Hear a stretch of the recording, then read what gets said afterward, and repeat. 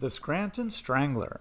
On the American version of The Office, the Scranton Strangler subplot ran from Season 6 to Season 9. The first murder may have occurred in Season 5, however. Yeah, my neighbor got murdered. On the show, the police did catch and convict a man. George Howard Skub. George Howard Skub. George Howard Skub. Now, there are some of us that think that the real Strangler was not the man they convicted, and was in fact one of the Office members. Wait, this isn't funny.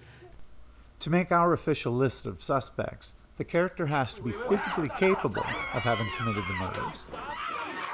And they have to have some mental issues, like anger. Did I stutter? Let's put Darkness. a smile on that face. Or just an overall creepy vibe.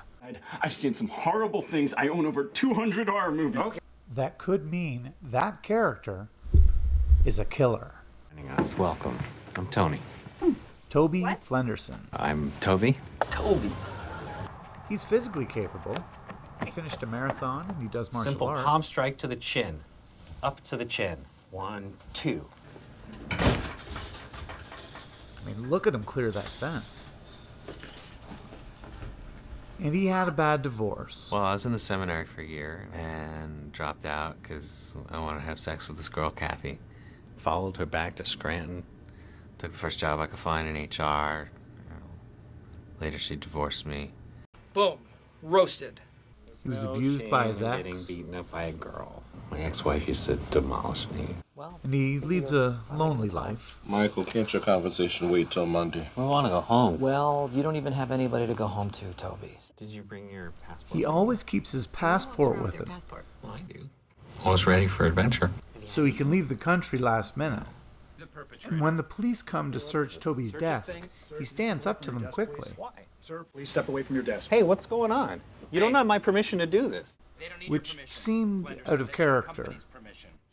Hey, what are you? And what was he afraid they were going to find? He refused to let Mose have access to his car. Maybe he does have something to hide. And imagine getting treated like this at work. This is an environment of welcoming, and you should just get the hell out of here. Get out. I know. Hey, everyone. No, out. Get out right now. Leave now. Get out. Please. Right now. I have an extra twin bed if you want. You are going to be sleeping by yourself for the rest of your life, so you should just get used to it. Oh, you know what? You're not going. It's speech day.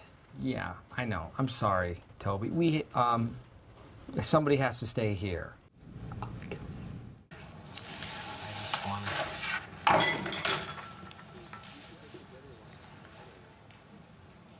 Thanks, Michael. Can I just say that of all the idiots, in all the idiot villages, in all the idiot worlds, you stand alone, my friend. Just trying to help you, Michael. Bitch! Why are you the way that you are? Honestly, every time I try to do something fun or exciting, you make it not that way. I hate so much about the things that you choose to be. Suck on this. Annex. No, God! No, God, please, no! No! No! No!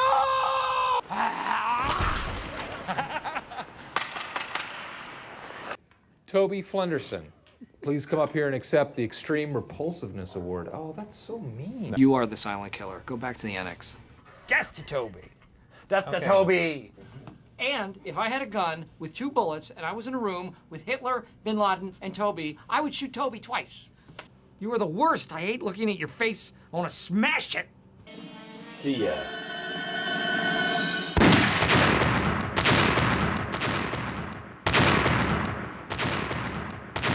Who let the lemon head into the room? You are a waste of life, and you should give up.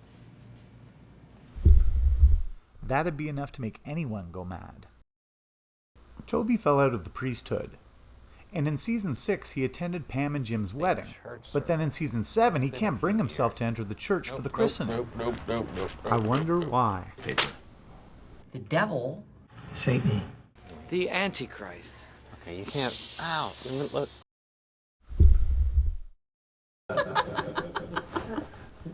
After embarrassing himself with Pam, Toby runs away to Costa Rica to mend his broken heart. Typically, on his third day there, he falls off a zipline, breaking his neck. So he lay there in agony for months, thinking about his life, his thoughts turning darker and darker. Did Toby return to Scranton ready to kill?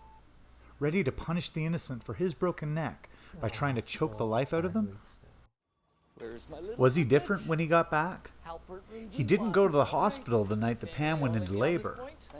And while the rest of the gang were there waiting for the birth, there was another murder in Scranton. In Season 7, police cars chased the Strangler in a green 2000 Mercury Cougar. Right there. That one. And a car just like it has been seen before at the office. As the entire gang watches the chase at Toby's desk, his extension rings. Some people think that it's Toby, running from the police, calling in as he's about to lead the chase past the office to confess to his only friends that he is the Scranton Strangler. And Kelly just ignores Toby calling in at his greatest moment, which is perfect. But if it was Toby's car, the same car he was driving to work the year before, involved in a police chase, one of the gang would have noticed. Also, FYI, The police ultimately caught the green 2000 Mercury Cougar and arrested the driver, George Howard Skub, for the murders. So Toby not being at his desk doesn't mean anything. nothing gets by this guy.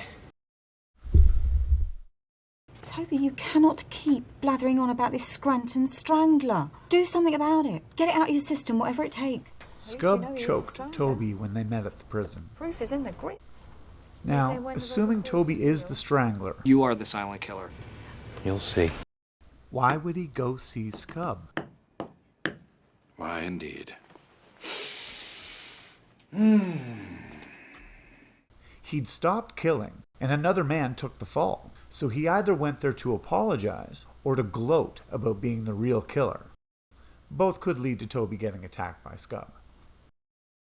Now, anybody who can strangle at least 4 people to death isn't going to feel much remorse for someone that he didn't murder. So Toby must have went there to gloat. But any decent serial killer would assume that this modern prison could record visits. He wouldn't risk confessing in there. Toby didn't go to the prison to torment Scub. I would understand if he felt motivated to hug me. I would understand if a friendship began. He went there looking to make a friend. I think this is the start of my first friendship. Why would the real Strangler tell everyone if they got the wrong guy? And I'm not so sure he's guilty. That's an odd strategy for someone who just got away with multiple murders in a small town.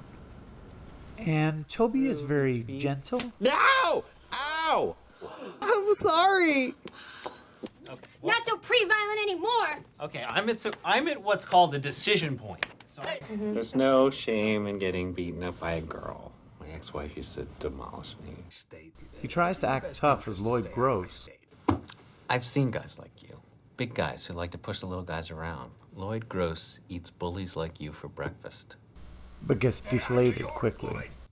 Hey, text from the old wife. Not exactly what you'd expect from a violent murderer. Toby is just a sweet guy. He tried really hard when he was counseling Michael. I know a lot of people would just ask a few standard questions and check off a few boxes, but I got a chance to do something good here. I just don't think serial killers act like this. I refuse to be another man's horsey.